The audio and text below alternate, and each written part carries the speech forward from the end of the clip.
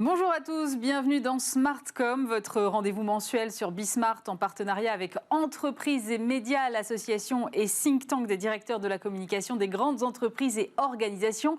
Chaque mois, vous le savez, on décortique ensemble les grands enjeux auxquels font face les directions de la communication, que ce soit en interne ou en externe. Et ce mois-ci, on s'intéresse au lien entre communication et performance d'entreprise. Justement, comment est-ce qu'on peut faire ce lien entre communication et performance? Qu'est-ce qu'une communication performante? Comment mesurer l'efficacité d'une action de communication? On en parle tout de suite avec mes invités dans Smartcom. Et pour parler de ce sujet, aujourd'hui, je reçois Julien Lanfried. Bonjour. Bonjour. Vous êtes directeur de la communication des affaires publiques et de la marque Gessina. À vos côtés, Anne-Sophie Sibou. Bonjour. Bonjour. Vous êtes directrice de la communication de PwC France et Maghreb. Et Vincent Bocard. Bonjour. Bonjour. Vous êtes, vous, directeur de la communication de Sanofi France. Je me posais la question parce que j'ai quand même le sentiment qu'en général, parler de performance, c'est un truc que les directeurs de la communication n'aiment pas trop. Je me suis dit, dans quoi je me suis embarquée? Vous aimez ça, vous parler de performance ou pas? Écoutez, on aime en parler, on en parle beaucoup entre nous déjà, entre directeurs de la communication, et on en parle de plus en plus avec nos équipes. Moi, je considère là depuis maintenant un certain temps que les équipes se mobilisent de plus en plus autour effectivement de leur performance et autour de la mesure de cette performance qui est devenue extrêmement importante dans le secteur de la communication. Oui. Anne-Sophie, vous avez l'impression que les mentalités évoluent un peu? C'est plus vraiment quelque chose de tabou? La communication aussi se convertit à cette culture de la performance? Alors clairement, c'est le cas. J'allais dire aussi bien, comme le disait Vincent, au sein de nos directions de la communication, on a vraiment un travail sur notre engagement et sur le succès de nos opérations que au profit de l'entreprise où, j'allais dire, la crise du Covid l'a peut-être encore davantage accentué. Nous sommes parfois perçus comme un centre de coût et il est indispensable que nous puissions justifier de nos actions, voir ce que ça apporte à l'entreprise. Et donc, il y a la performance de l'équipe communication et puis il y a le travail de la communication au service de la performance de l'entreprise pour être vraiment au service du business. Et donc, je dirais que c'est une tendance qui est croissante et qui rend notre job encore plus intéressant. Julien, vous partagez cette analyse? Oui, je dirais que peut-être ce qui est nouveau, c'est qu'avec la crise du Covid, on a vu la montée en puissance et la meilleure compréhension auprès des directions générales et des COMEX de l'importance de la communication interne, par exemple, qui me semblait être un peu auparavant...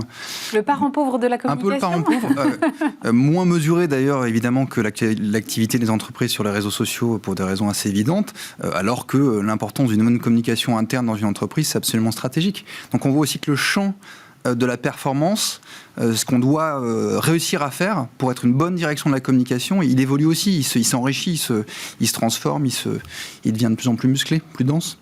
Vincent, c'est intéressant, je voudrais revenir sur ce que vous dites. Vous dites finalement il y a eu une évolution. C'est l'évolution selon vous, elle est liée au digital et au fait que maintenant peut-être c'est plus simple d'avoir des retours. On voit le nombre de likes, le nombre de retweets ou autres.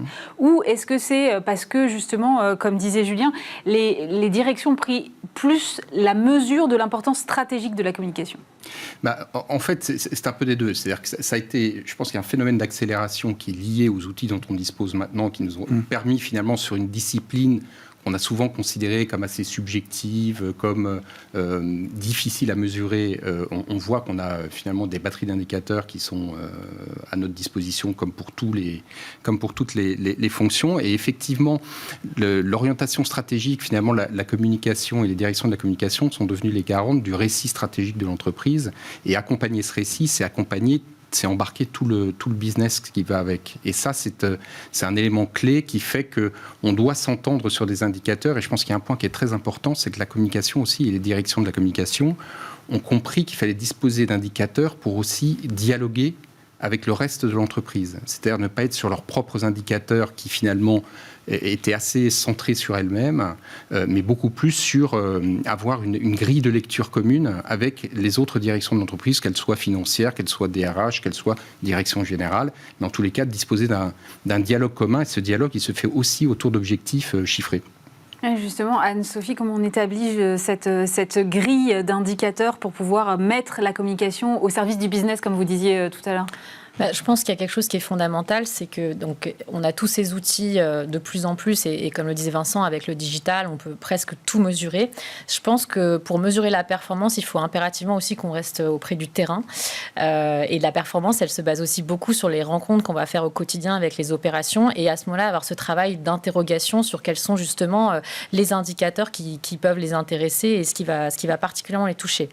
Après, je pense qu'au niveau de la communication, on doit avoir une approche vraiment holistique de la performance, à savoir que les directions, par exemple RH, vont avoir des indicateurs de performance qui vont concerner la marque employeur, les candidats, etc. Et chaque direction va avoir ses propres indicateurs.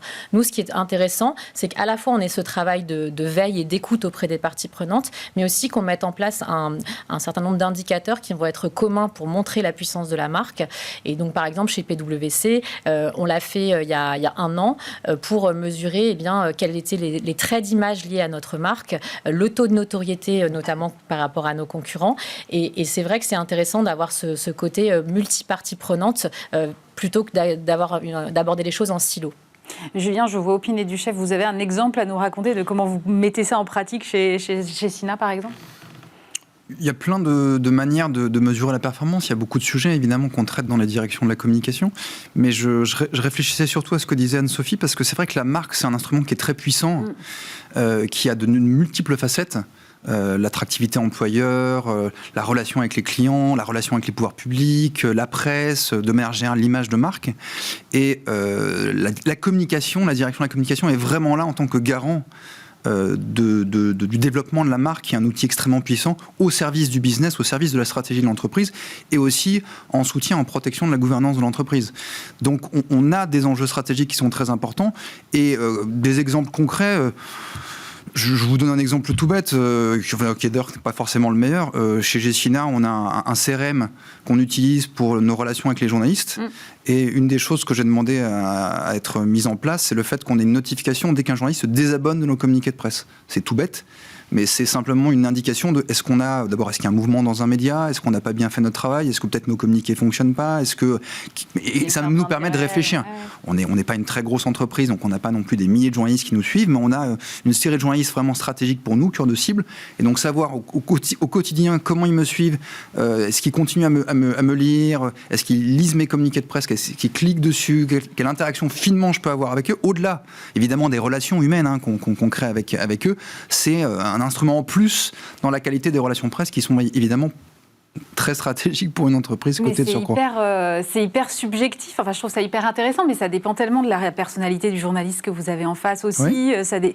Comment vous arrivez à concrètement c'est pour ça qu'il faut il faut du bon sens. Il faut du bon sens et il faut aussi de la durée. Vos indicateurs n'ont de la valeur que si vous êtes capable de les analyser sur des périodes quand même relativement longues et déceler des tendances, déceler des trends, parce que c'est pas au jour le jour en fait. C'est toujours intéressant d'avoir des datas, des stats, etc. Mais on peut vraiment commencer à réfléchir, y compris avec ses collègues du comité exécutif, avec son conseil d'administration ou avec des conseils, que quand on a des datas sur des durées assez longues, pour avoir une pédagogie, un langage commun, comprendre des choses en commun. Parce que si c'est simplement discuter de choses qui sont très anecdotiques ou extrêmement spécialisées, ça peut être intéressant, mais c'est pas là-dessus qu'on va vraiment faire la différence d'un point de vue stratégique. Oui, c'est ça, il faut voir sur le temps long. Mais ça pour rebondir sur ce que disait Julien, ce qu'on observe aussi dans les tendances, et notamment dans les interactions qu'on a, on le voit au travers de l'association d'entreprises et médias qui avait fait un travail sur ce sujet des indicateurs, c'est que de plus en plus, on va vers moins d'indicateurs, mais plus partagés au niveau des instances de direction. C'est-à-dire que l'idée n'est pas forcément d'avoir des batteries d'indicateurs. À une époque, on arrivait avec des rapports, avec des indicateurs partout, qui à nouveau nous appartenaient, que nous on comprenait, mais qui n'étaient pas nécessairement compris des autres. Ouais. Et là, en l'occurrence, on se recentre sur peu d'indicateurs, mais suivis de manière beaucoup plus régulière et dans la durée. Il y a aussi la question de la régularité, c'est-à-dire que finalement faire ces grandes études annuelles extrêmement complexes avec beaucoup de données sont intéressantes, mais on s'aperçoit qu'il y a de plus en plus finalement de suivi quasiment en direct ou vraiment très régulier. On a une batterie d'indicateurs chez Sanofi en France sur le digital, l'engagement digital à la semaine, et puis au mois, pour suivre vraiment de manière extrêmement régulière et extrêmement fine toutes les tendances. Mais on ne va pas noyer les gens sous des batteries d'indicateurs de performance. Il faut vraiment bien choisir ses combats. Et ça se fait avec nos stakeholders internes, enfin avec nos parties prenantes internes, bien choisir ses combats autour de nos objectifs et sur 3, 4, 5 items, vraiment pouvoir mesurer sur la durée et mesurer nos actions.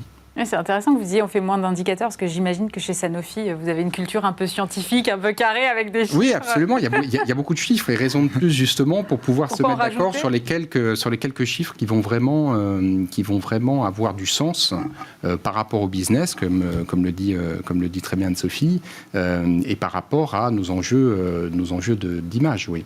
Anne-Sophie, vous êtes d'accord avec ça? Moins d'indicateurs, mais peut-être mieux choisis? Alors, je ne pourrais pas dire mieux. Et je pense que c'est très juste le fait qu'il faut être vigilant, parce qu'en fait, le fait de mesurer la performance, c'est aussi une façon de valoriser la fonction communication auprès de directions pour qui le sujet communication n'est peut-être pas aussi connu. Donc, je pense que c'est important quand même d'avoir des KPI pour nous communicants, parce que pour l'équipe, c'est très important de s'auto-évaluer. Nous, après chaque opération, on a un temps, alors à la fois quantitatif, mais aussi qualitatif, de retour sur investissement, si j'ose dire. On l'a fait, par exemple, après le lancement de notre partenariat avec Paris 2024, qui était une grande première dans l'univers des cabinets de conseil. Ça ne s'est jamais fait en France. Et c'est vrai qu'on a pris le temps. Alors, c'est pas toujours simple quand on est dans une direction de la communication, parce qu'il y a l'actualité de l'entreprise qui tous les jours, qui tombe, si j'ose dire. Il y a l'actualité tout court. Et donc, il faut vraiment mettre à l'agenda ces moments de retour pour pouvoir vraiment évaluer ce qu'on fait. Et c'est vrai que ces temps de mesure sont indispensables. Et pour les directions, en revanche, il faut avoir quelque chose de plus simple, de plus compréhensible. Et moi, c'est vrai que en arrivant chez PwC, on a considérablement réduit avec l'équipe ces indicateurs pour qu'ils puissent parler et puis pour qu'il y ait un échange. Parce que si c'est juste pour les envoyer et que derrière, il n'y ait pas un dialogue qui s'instaure avec les dirigeants, en fait, la com aurait fait son boulot de mesure de la performance, mais on aura juste coché la case et on n'aura pas engagé ce feedback. Et donc, ce qui est très important, c'est que ce ne soit pas juste un envoi d'email, si je caricature, mais qu'on ait une discussion avec les instances de l'entreprise pour toujours jauger quel est leur besoin et est-ce qu'on y répond. Et finalement, ça change aussi, ça évolue avec le temps.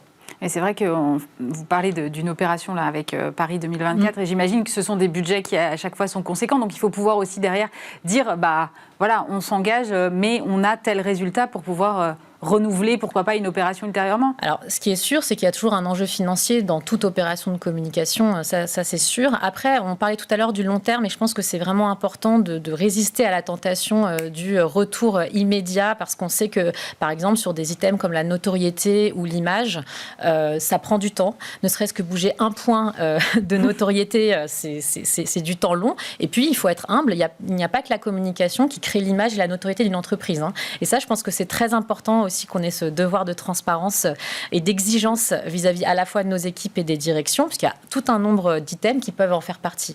Néanmoins, pour répondre à votre question, nous, pour le lancement de Paris 2024, on est beaucoup parti, on a capitalisé sur l'interne, c'était fondamental, et on a eu des vrais outils de mesure sur les réseaux sociaux pour faire de nos collaborateurs des ambassadeurs.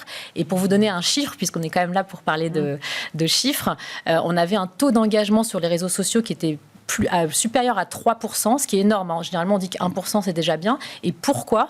Parce qu'on a mis l'interne, et c'est vrai, je plus sois sur les propos de Julien, c'est absolument fondamental de commencer par l'interne. Et je pense que c'est ça qui crée aussi une performance efficace auprès de toutes les parties prenantes. Julien, puisque Anne-Sophie vous interpelle, à propos de l'interne, est-ce qu'on mesure de la même façon une opération de communication interne et une opération de communication externe ?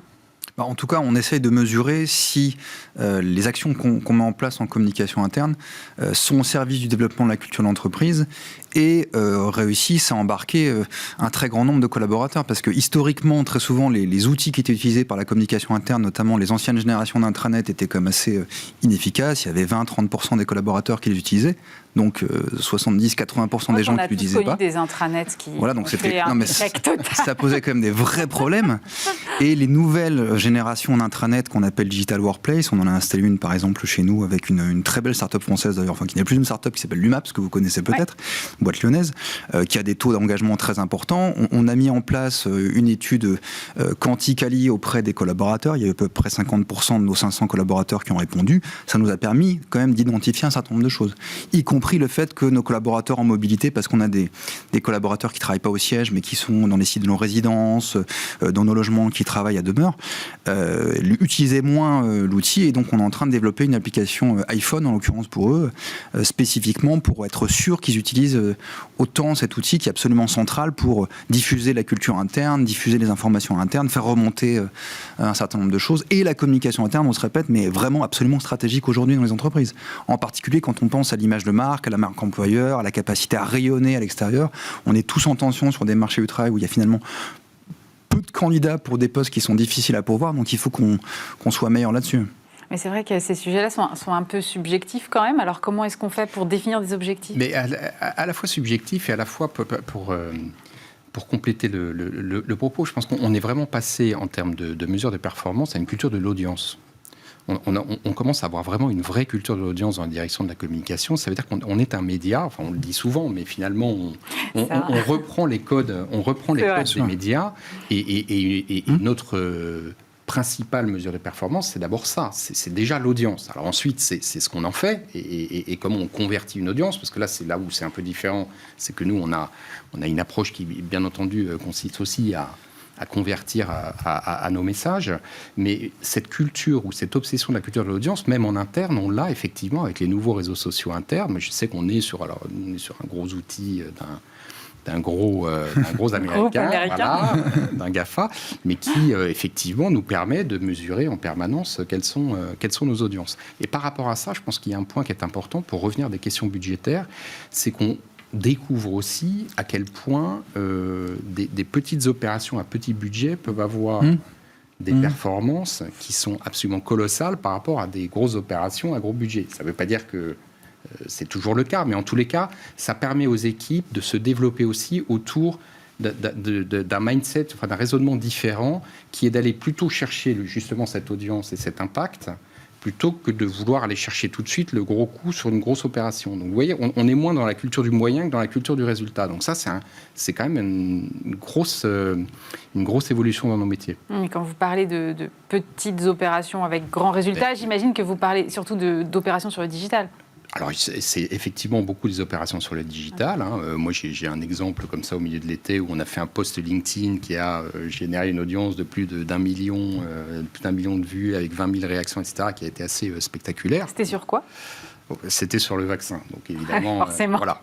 Mais en tous les cas, on voit bien que ça nous oblige à réfléchir aussi à l'intelligence de situation, à l'intelligence du timing, et puis de la qualité des messages et du contenu. Et ça, je pense, ça nous permet aussi de revenir sur vraiment une qualité de contenu plutôt que sur Big is Beautiful à chaque fois.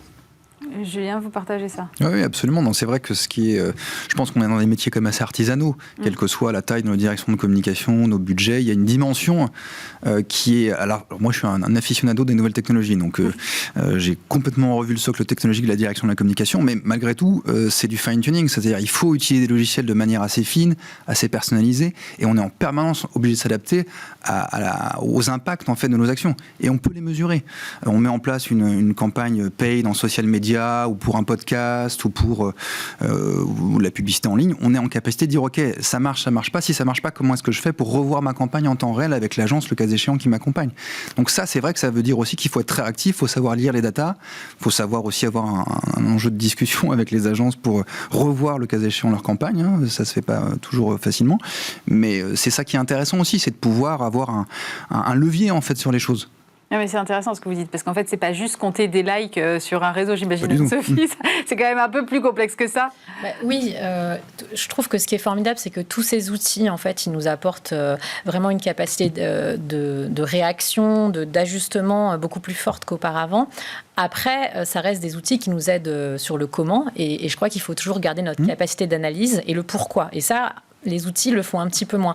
Et donc, par exemple, on va faire un bilan d'une opération, on va avoir des chiffres, on va pouvoir analyser tout ce qui s'est passé en termes d'audience. Mais après, il y a le pouvoir humain, qui reste quand même quelque chose de fondamental, et particulièrement dans nos métiers, parce que nous ne sommes pas une science exacte, qui est d'analyser ce qui s'est passé, d'avoir des recommandations, donc j'allais dire de mettre notre matière grise ou émotionnelle au service des futures opérations. Et je pense que ça, il faut, j'allais dire, l'outil, quelque part, l'impose encore davantage. Donc, la réflexion qu'on peut avoir, parce qu'il y a un côté un peu mécanique et parfois facile avec cette automatisation qui est certes extrêmement utile, mais je pense que les directions de la communication ont encore plus à jouer pour justement capitaliser sur ces outils pour vraiment pouvoir avoir ce pouvoir de recommandation et notamment auprès de nos dirigeants. Oui, parce que tout l'enjeu derrière, c'est ensuite de mettre au service, comme vous dites, du business. On en revient à ça, mais comment vous faites après, vous, pour le mettre au service du business, Julien ? Oui, moi, je voudrais juste ajouter une chose, c'est que, au fond, je suis complètement d'accord avec ce que vient de dire Anne-Sophie, la technologie, en soi, elle n'a pas de valeur. D'autant plus qu'effectivement, les outils qu'on utilise, ils ne nous aident pas, ils ne nous conseillent pas sur ce qu'on doit faire au quotidien pour nos entreprises, nos marques, nos dirigeants. Peut-être un jour, mais enfin, je ne sais pas si on sera encore là pour le voir. En revanche, ce sur quoi il faut investir, c'est la qualité des équipes, la formation des équipes, leur intelligence, leurs compétences, leur expérience. Une des choses, par exemple, auxquelles je crois, moi, et ce que j'ai mis en place chez Destina, c'est que tous les membres de mon équipe ont un minimum de formation à la communication financière, menée en l'occurrence à Paris Dauphine, parce qu'on est une société cotée, et avoir les fondamentaux de la communication financière dans une direction de la communication, qu'on soit aux social media, à la com interne, à la presse, aux affaires publiques, c'est une nécessité. Et c'est au service de la performance de l'entreprise. Oui, ça évite... des petites erreurs, et puis ça permet de mieux comprendre aussi les contraintes d'une société cotée qui sont significatives. Alors, on a la chance d'être dans un métier qui est un métier, un des plus transversaux de l'entreprise, en fait. Vous avez finalement une direction financière qui a la transversalité d'une entreprise par les chiffres, et la direction de la communication qui a la transversalité par les mots. Et ça nous impose aussi d'avoir ce degré d'ouverture sur l'ensemble des problématiques de toutes les directions d'entreprise, ce qui parfois est assez complexe, parce que tout le monde a, surtout dans cette période où les transformations sont quand même très importantes, où il y a beaucoup de programmes de modernisation, où il faut expliquer, où il faut, etc. Donc vous avez quand même la nécessité comme tu le disais, d'avoir finalement une vision holistique, à un moment de raccommoder toutes les histoires, tous les silos, tous les couloirs de nage, etc., pour en faire une histoire qui soit consistante, cohérente et complètement, finalement, adaptée à la stratégie de l'entreprise. Et donc, pour ça, là aussi, disposer d'éléments chiffrés sur l'intérêt, sur l'impact que vont pouvoir avoir vos messages vis-à-vis des cibles que vous visez est absolument essentiel pour aider les gens à ne pas aller dans la cacophonie il faut beaucoup parler ou il faut parler très fort et tout le monde parle très fort au sein de l'entreprise. Ça demande aussi beaucoup de discipline et les chiffres nous aident aussi sur cet aspect discipline finalement de notre stratégie de prise de parole. Oui, ça veut dire qu'en fait, on ne communique pas forcément, c'est pas parce que c'est massivement aujourd'hui du digital, on ne communique pas à tout bout de champ, il faut garder une véritable opportunité de communication, une véritable raison profonde en fait, c'est ça Anne-Sophie ? Oui, et puis je pense que... Bon, il y a plusieurs façons de mesurer notre performance. On peut parler de notre activité. Donc, on va dire, on a envoyé tant de posts, tant de communiqués. Enfin, voilà, les ressources sont infinies. Après, on peut regarder les audiences qu'on va toucher. Donc, il peut y avoir un côté très quantitatif des choses. Donc, le nombre de personnes qu'on a touchées. Et puis, je pense que ce qui est le plus important, c'est la façon dont on les a touchées, l'engagement qu'on va créer. Et puis, je reviens sur les audiences. Qui on a touché ? Parce que tout le monde peut faire un post avec énormément de likes. Pour autant, il faut voir si ce sont des parties prenantes qui sont pertinentes et puis quel dialogue on engage derrière. Et ça, je pense que c'est un travail fin qui complète très bien l'aspect performance, mais qu'il faut regarder. Donc, il faut aller dans le détail pour savoir quel champ sémantique à utiliser. Est-ce que voilà, ça s'est tari très rapidement parce qu'on n'a pas engagé un dialogue derrière, etc. Donc, je pense que l'aspect quantitatif doit être très renforcé par une analyse qualitative de tout ce que nous entreprenons. Julien, qu'est-ce qui fait qu'une opération de communication est réussie ? C'est difficile à dire parce qu'il faut du temps pour se rendre compte souvent. Rome ne s'est pas construite en un jour. La communication, c'est un travail d'investissement dans le moyen terme, le long terme, très souvent. On se rend compte souvent, tiens, j'ai eu ce rendez-vous avec telle personnalité, tel journaliste, tel élu, tel candidat, et puis 6 mois, 12 mois, 18 mois, 24 mois plus tard, ça crée un dividende qui peut être considérable pour l'entreprise. Donc, c'est plutôt l'intelligence qu'on met dans l'investissement qu'on fait au quotidien au service de l'entreprise, de son business, de sa gouvernance. Ensuite, parfois on a des surprises. On a investi beaucoup sur telle chose et puis on se rend compte que c'est parfois quelque chose de moins important, peut-être qu'il va faire des choses aussi très intéressantes. Donc il faut aussi avoir cette souplesse, cette agilité, sentir les choses. Je pense qu'on a besoin d'avoir du temps en fait pour réfléchir et pour avoir une approche plus vraiment fine des choses pour bien faire son métier. Enfin en tout cas c'est comme ça que j'essaye de le faire. Donc c'est pas demain la veille qu'on aura le roi du chiffre en communication. Ça reste un outil, mais c'est pas la finalité ultime, ou si quand même c'est pas la finalité ultime, mais ça reste... Enfin, si, c'est le devoir de performance de la communication. Il est là, et bien là, et il sera de plus en plus là. On l'a dit au départ, à partir du moment où on considère qu'on est une activité stratégique pour l'entreprise, derrière une stratégie, il y a toujours des chiffres. Donc, à partir du moment où on est une activité stratégique, on doit être mesurable. Sinon, il y a un moment, on a une disjonction avec à nouveau d'autres directions dans l'entreprise. Donc, pour moi, c'est vraiment un point clé. Et c'est un point qui permet en plus de... Parce que je pense que ce qui est important, c'est aussi de jamais perdre la direction. Ce qui fait le succès d'une bonne communication, c'est aussi de garder un cap au milieu de toutes les transformations auxquelles finalement on doit donner du sens, on doit sensibiliser nos différents publics. L'important, c'est aussi le cap qu'on maintient de l'entreprise. Et donc ça, c'est quelque chose qui ne peut se faire que si on peut le mesurer finement. Parce que les déviations peuvent être importantes sur plusieurs années, vous voyez, parce que c'est du temps long, effectivement, c'est la gestion du tactique, du stratégique, du temps court ou ultra court et du temps long. Et en fait, il faut toujours avoir cette capacité à revenir est-ce qu'on est bien sur le bon cap stratégique de l'entreprise. Donc non, il faut des chiffres. Anne-Sophie, le mot de la fin sur ces chiffres. Écoutez, moi je trouve que c'est formidable pour l'avancée de nos métiers de pouvoir s'appuyer sur ces outils. Le digital nous a donné beaucoup d'opportunités et puis la jeune génération nous bouscule aussi là-dessus. Donc je trouve ça bien dans l'évolution de nos métiers. On n'est vraiment pas sur des choses stables et ça nous remet en question.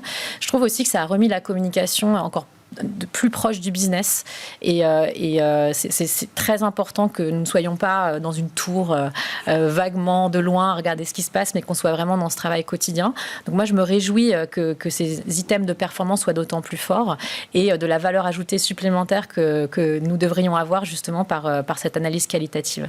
Merci beaucoup Anne-Sophie Sibou. Je rappelle que vous êtes directrice de la communication de PwC France et Maghreb, Julien Lanfried, directeur de la communication des affaires publiques et de la marque Gessina, et Vincent Bocard, direction de la communication de Sanofi France. Vous retrouvez bien sûr un prochain numéro de Smartcom le mois prochain sur Bismart. Passez un très bon week-end.